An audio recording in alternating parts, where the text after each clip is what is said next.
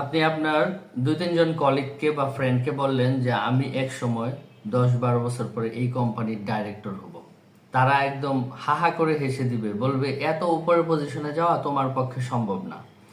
আপনি এই সেম কথাটাই ওই কোম্পানির ডাইরেক্টরকে গিয়ে বলেন যে স্যার আমি 8-10 বছর পরে ঠিক আপনার মতন এই পজিশনটাতেই যাব এবং ঠিক আপনার এই জায়গাটাতে আমি যেতে চাই। সে কিন্তু হাসবে না, সে এটাকে বিশ্বাস করবে এবং তারপরে সে হচ্ছে 1-2 মাসের মধ্যে আনুষ্ঠানিকভাবে সে আপনার চাকরি খেয়ে দিবে। এখন কোশ্চেন হলো আপনার বন্ধুরা কেন হাসলো আর ওই ডাইরেক্টর স্যার কেন হাসলো না?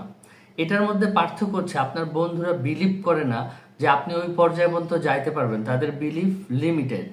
আর ওই ডাইরেক্টর জানে যে এই ছেলেটা চেষ্টা করলে অবশ্যই আমার এই জায়গায় আসবে, আমিও এই পজিশনে আসছি, সুতরাং এটা অসম্ভব কিছু না।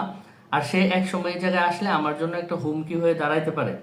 তো এই যে লিমিটেড বিলিফ নিয়ে যে লোকগুলি থাকে, আপনার সারাউন্ডিং এর লোকগুলি, ফ্রেন্ডস এন্ড ফ্যামিলি যদি এই লিমিটেড বিলিভ নিয়ে বিলিভ করে, তাদের কাছ থেকে আপনি কিছু শিখতে পারবেন না। সুতরাং আপনার সারাউন্ডিং এ এমন লোক থাকতে হবে যারা সাকসেসকে বিলিভ করে, ইম্পসিবল জিনিস যে সম্ভব সেটা বিলিভ করে। যদি আপনার সারাউন্ডিং এরকম বিগ থিঙ্কিং এর লোক দিয়ে, সাকসেসফুল মাইন্ডসেটের লোক দিয়ে পরিপূর্ণ হয়, তাহলে আপনার সাকসেস আসবে।